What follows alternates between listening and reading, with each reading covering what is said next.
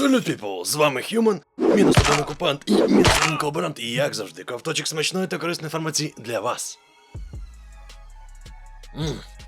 Так, це воно. Сьогодні, друзі, ми з вами поговоримо про український мультиплеєрний горор. Подивимось також, як там справи у нового Шерлока, як Китай забороняє ігри, що там з PSVR 2, що там з Богом війни, та ще багато чого цікавого. Тож го дивитися, я створив. Ну, ось і вийшла в світ нарешті крута українська гра. Верніш, трейлер. Level Zero – це асиметричний PvP-горор, над яким працюють українські розробники. Нині проєкт розробляється на Unreal Engine 4, а не 5, і це добре, адже він більш обкатаний. Саме ж гру Level Zero створює команда Dog Howl Games, яка позиціонує себе як українська інді-студія, хоча при цьому офіс розташований в Кіпрі. Ну а видавцем проєкту є компанія Tiny Build. І от що відомо з приводу лору гри. Команда з 4 вчених має полагодити електросистему управління для того, щоб втекти. А от команда суперників із 2 істот полює на вчених із тіні, використовуючи різні телепатичні здібності, тактику засідок і навички управління електрикою. Все відбувається у 2058 році. Група дослідників із корпорації Нові Горизонти вирушає в довгоочікувану космічну експедицію для дослідження невідомих кутків Всесвіту. Після виснажливої подорожі їхній корабель нарешті сягає планети призначення Туріону. Але ж якби вони знали, які катастрофічні наслідки матиме їхня подорож. Саме таким чином описують гру розробники. Ну а сам же реліз гри Level Zero, він відбудеться у нас у 23-му році на ПК, Xbox і, звичайно, PlayStation 5. І, до речі, в грі самі буде українська текстова локалізація, а от щодо озвучки, на жаль, чи не на жаль, буде ще англійська мова. Тобто української озвучки не буде, як і будь-якої іншої, окрім англійської. Ну а зараз же гру можна додати в список бажаного у Steam. Тим часом українська студія Frogwares представила перший геймплейний трейлер Sherlock Holmes The Awakened. Ну а для тих, хто не в курсі або підзабув, то я нагадаю, що Sherlock Holmes The Awakened – це рімейк та переосмислення одноіменної гри 2007 року. Розробники також зазначили, що створюється він на Unreal Engine 4. Опача! Здається, українці щось знають про ігрові рушії, того чого не знають інші.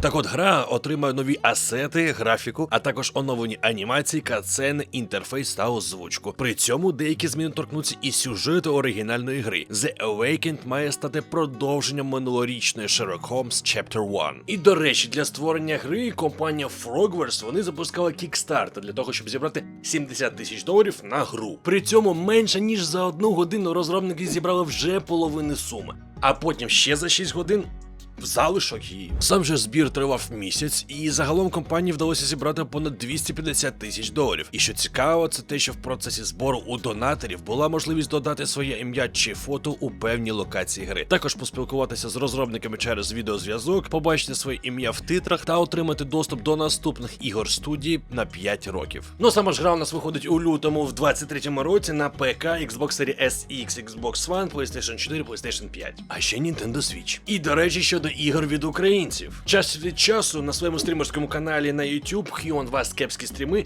ми проходимо ігри від розробників з України. І не тільки. Наразі, правда, менше через віялові відключення електроенергії через русню. Але тим не менш. Тож, друзі, якщо вам цікаво, залітайте на стрімерський канал, пограємо разом. Ну або ще й залітайте на мій IT-проєкт та на спортивний проєкт. І там поговоримо про залізо.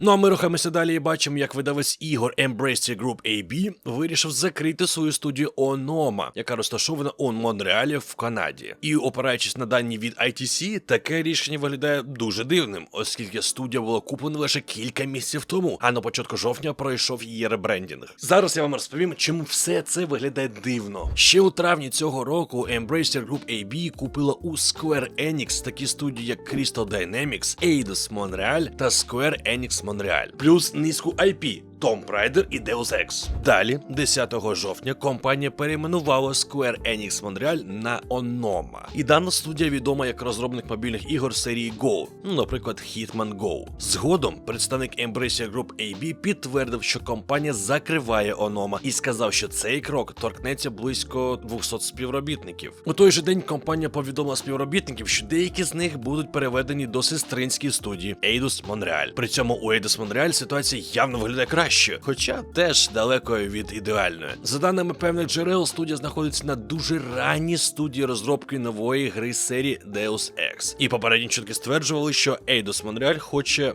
цитую, зробити те, що Cyberpunk 2077 не зміг. Водночас студія скоротила масштаби одного неоголошеного проєкту та скасувала ще один. За чутками, компанія працювала над проєктом у стилі Stranger Things, але потім його було скасовано, а команда переорієнтувалася на щось інше. Крім того, за чутками Eidos Montreal також бере участь у відродженні серії Fable. Компанія нібито планує співпрацю з Microsoft, щоб допомогти у розробці кількох ігор, у тому числі однієї в рамках франшизи Fable під керівництвом британської Playground Games. Тож все це потужно впливає на розробку певних ігор. Чи в кращу сторону, чи в гіршу, покаже лише час. Рухаємося далі. Згідно з текстом, що з'явився у застосунках HBO Max, прем'єра адаптації The Last of Us від HBO може відбутися в неділю 15 січня. Наразі декілька користувачів у Twitter повідомляють, що бачили дату разом з тизером шоу. Тобто текст, як і раніше, з'являється як у застосунках HBO Max, так і на веб-сайті. А у самому серіалі The Last of Us головні ролі ж зіграють Педро Паскаль та Белла Ремсі у ролі Джоела та Еллі, які намагаються орієнтуватися у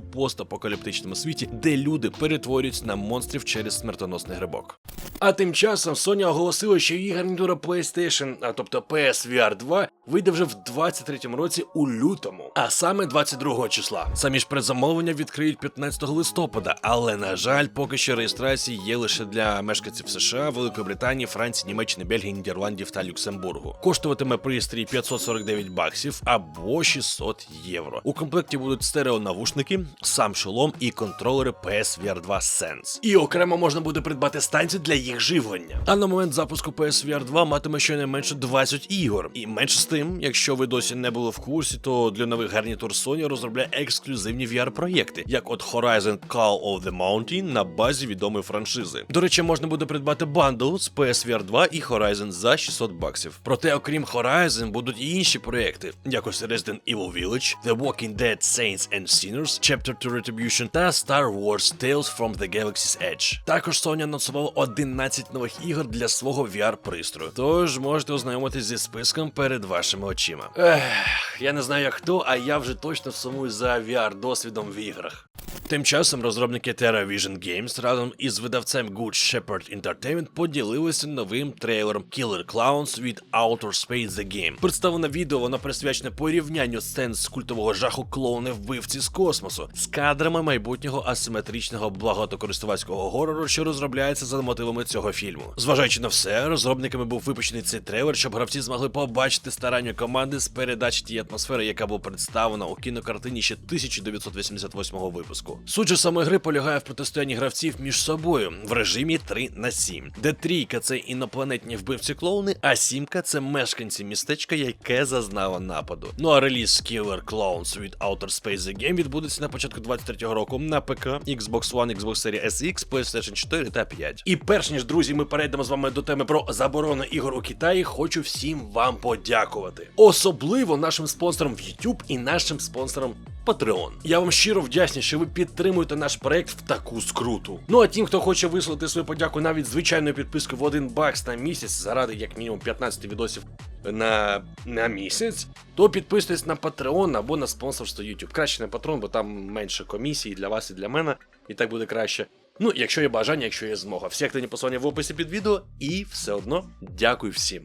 Ну а рухаючись далі, ми з вами бачимо, як продовжується активне падіння ігрового ринку в Китаї. Дуже активне падіння. У середині 2021 року китайський уряд заморозив видачу ліцензій на видання відеоігр на території своєї країни. При цьому замороження тривало аж до квітня 2022 року. Тож наразі учасники ігрового ринку зраділи, що криза минула, а в період з червня по вересня випустили на території Піднебесної 269 ігор. І що цікаво, IT-гігант Tencent, він за весь цей проміжок часу видав лише одну гру. Проте спільна радість виявилася недовгою. Тож, як повідомляє South China Morning Post, Національна адміністрація у справах друку та публікації Китаю не видала жодної ігрової ліцензії за жовтень. І з чим пов'язане таке рішення, ніхто не знає. Та й також не зрозуміло, коли вона закінчиться.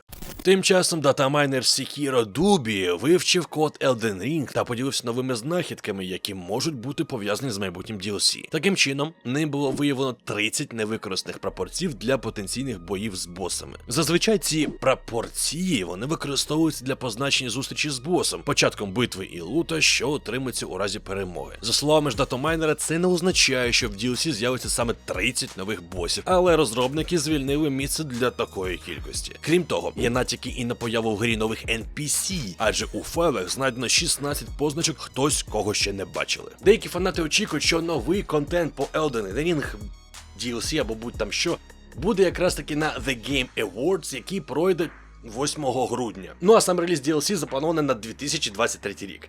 Почекаємо, подивимось.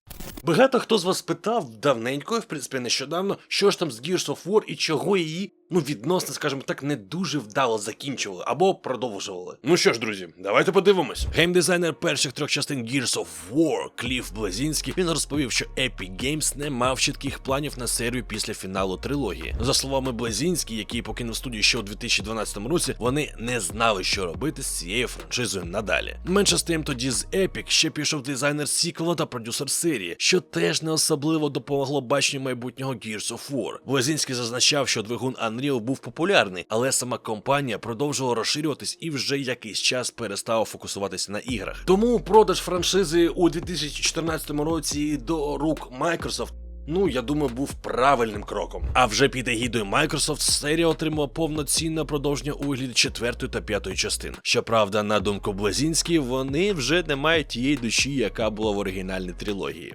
А тим часом Joy Drew Studios, яка взяла на себе продовження історії Bendy, та видавництво Rooster Teeth, вони оголосили, що горор-виживалка Bendy and the Dark Revival виходить на ПК 15 листопада. Тож на нас з вами очікує нова частина серії, розпочатої жахом Bendy and the Ink Machine, перший розділ якого вийшов ще у 2017 році. Згодом до неї випустили 2 спін-оффи, це Bendy in Nightmare Run та Boris and the Dark Survival. Але лише тепер ми побачимо повноцінну другу частину, про роботу над якою повідомили у 2019 році. Дія Bendy and the Dark Revival буде розгортатися у тому ж всесвіті, але на нас чекає нова історія з новою героїнею. Одрі, яка зіткнулася з чорнилом, тепер досліджує жахливу студію анімації, бореться із зараженими ворогами, вирішує головоломки і намагається повернутися в реальний світ, не попавшись на чорнильного демона. Гра буде доступна у Steam, а вже потім з'явиться на Xbox і на PlayStation.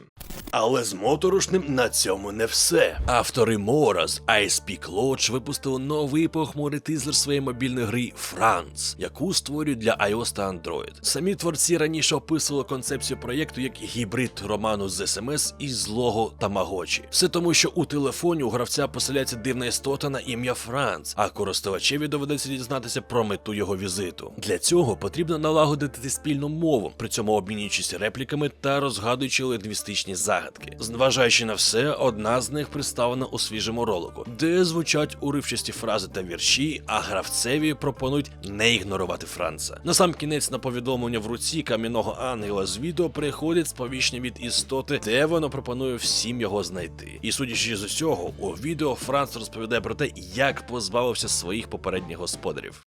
Ну і останнє, друзі, на сьогодні, це, звичайно, про бога війни. Вибачайте, інфи дедалі все більше і більше. Автори God of War Ragnarok випустили новий ролик з гри, який присвятили темі дизайну персонажів та світу. Представники художнього підрозділу розповіли про свою роботу та продемонстрували свіжі концепти різних локацій, які слід дослідити Кратосу та Атрею. Кожен із доступних світів і рас має свій особливий вигляд і риси, які продиктовані сюжетом та іншими елементами. Тож так, митці часто консультуються з іншими авторами, щоб між подібними деталями не виникало протиріч. А нам нададуть змогу відвідати царство дверей, тобто Свартальфахейм, де ми зустрінемо вже нових персонажів. Причому у цьому світі є кілька різних біомів, що відрізняються один від одного, з озерами, шахтами тощо. Також ми з вами побачимо ще й центральне місто, де стиль життя, він продиктований характерами персонажа, які в ньому живуть. У цьому світі Кратосу доведеться боротися з новою расою ворогів, які нагадують ящерів. І в нього на шляху зустрінуться всілякі представники різних розмірів. А в процесі ці подорожі світом персонажі ще й краще розбиратимуться в місцевій історії та політичній ситуації.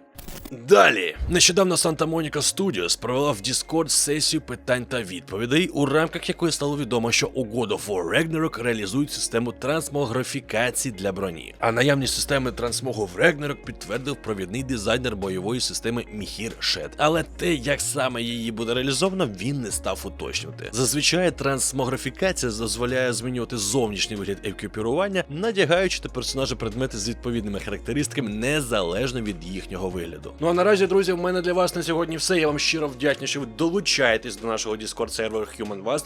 Активне посилання в описі під відео. Ще вам вдячний, що ви продовжуєте. У нас новачки всі більше і більше, які тестують український сервер World of Warcraft Lich King. Якщо вам цікаво, теж можете долучатися. Просто підписуйте Discord сервер, пишіть в чат Одіна, помічайте мене, пінгуйте, я вам все розповім, або адміністрація все вам розповість. Дуже прикольно, ми робимо своє ком'юніті, думаю, в перспективі вийде щось непоганеньке. Але сервер буде десь там далеко, але тим не менш якимось українським. Мабуть, в перспективі. Не знаю, подивимось. Ну, наразі у мене для вас все. Пишіть в коментарях, що ви про все це думаєте, про всі ці новини. Будь-що пишіть, як там взагалі у вас справи, як зі світлом. Бо в нас повна жопа. Я вам потім звіт зроблю в спільноті. Ну, а з вами як завжди був Human, і як завжди, кайфової вам гри.